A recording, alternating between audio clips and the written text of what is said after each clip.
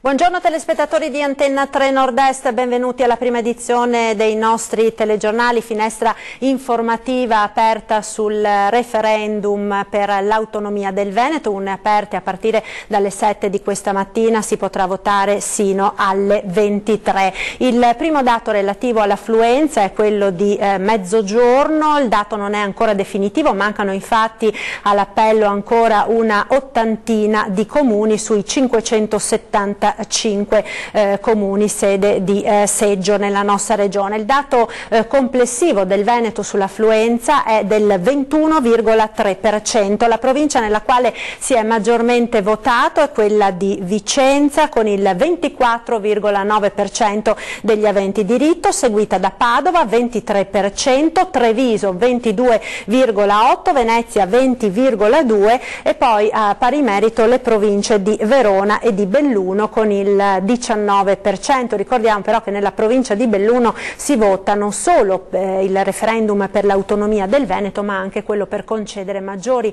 autonomie alla provincia di Belluno. Dunque urne aperte già a partire dalle 7 di questa mattina, puntualissimo al seggio a votare quando ancora era buio il governatore del Veneto Luca Zaia. Vediamo il servizio. A dare il via al referendum sull'autonomia del Veneto è stato stamane il presidente della regione Luca Zaia, che si è presentato al seggio nella scuola elementare di San Vendemiano poco prima delle 7, quando era ancora buio. È stato il governatore il primo a votare, seguito dalla moglie Raffaella. Un po' più tardi a Treviso il sindaco Giovanni Manildo. Non è mancato l'appuntamento con le urne ed ha infilato la scheda nel seggio della scuola 1° maggio. I seggi per votare al referendum sull'autonomia del Veneto resteranno aperti questa sera fino alle 23. Sono 4.068.558 i veneti, compresi 330.000 residenti all'estero che hanno diritto al voto. Ai cittadini si chiede di rispondere al quesito: vuoi che alla regione del Veneto vengano attribuite ulteriori forme e condizioni particolari di autonomia? Si vota fino alle 23, quindi inizierà lo spoglio per il conteggio dei sì, dei no e delle eventuali schede bianche o nulle. La Marca trevigiana, la provincia con il numero di elettori più consistente, 763.833, a Rovigo il numero più basso, 202.630, a Belluno, dove gli elettori sono 209.678, le schede sono 2, perché si vota anche per l'attribuzione di una maggiore autonomia della provincia dolomitica. 4.739 le sezioni elettorali nell'intera regione.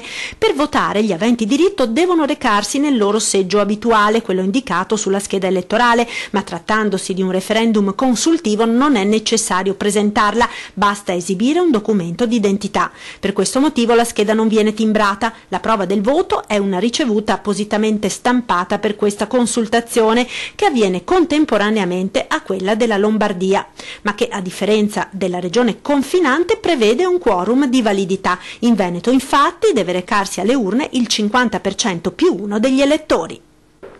E le operazioni di voto si stanno svolgendo regolarmente in Veneto. Si segnalano dei disagi questa mattina nel Trevigiano, a Francenigo di Gaiarine, dove il seggio allestito alle scuole elementari fino alle 7:45 è rimasto chiuso. È stato aperto appunto soltanto un quarto d'ora prima delle 8 ed alcuni elettori, dopo aver atteso, sono dovuti ritornare a casa. Una giornata, quella di oggi, importante per il Veneto, un appuntamento con il voto referendario che Antenna 3 seguirà con una lunga maratona televisiva. Sentiamo. Le urne, il voto, l'affluenza, il risultato, i commenti, le telecamere di Antenna 3 in scena per raccontarvi tutto questo in tempo reale e fornirvi come sempre la massima informazione. Una maratona per seguire il referendum sull'autonomia e tenervi aggiornati sulla consultazione, con le consuete finestre informative negli orari dei TG 18:30, 19, 19:30 ed un ultimo aggiornamento alle 20:45 e poi spazio all'approfondimento di 20:10 con una puntata speciale referendum dalle alle 22:45, a pochi minuti dalla chiusura dei seggi e l'inizio dello spoglio delle schede, vi terremo compagnia con una lunga trasmissione che seguirà nel corso della nottata la conclusione dello spoglio. Doppio collegamento da Venezia con Palazzo Ferrofini e Palazzo Balbi per i risultati finali e di commenti con tutti i protagonisti del referendum, e poi ospiti in studio per discutere a caldo sul voto Massimo Bitonci della Lega Nord, Roberto Caon di Forza Italia, Federico D'Inca del Movimento 5 Stelle e Giovanni Tonella del Partito Democratico. Infine, ma non di minore importanza, la linea diretta con i telespettatori attraverso i social, un canale privilegiato per dare voce proprio a voi. Ecco, stanno continuando ad arrivare i dati relativi all'affluenza dai comuni del Veneto. Siamo a 554 su 575, l'affluenza in Veneto è attestata attorno al 21,4%, questo è il dato di mezzogiorno, lo ricordiamo ancora, si può votare fino alle 23.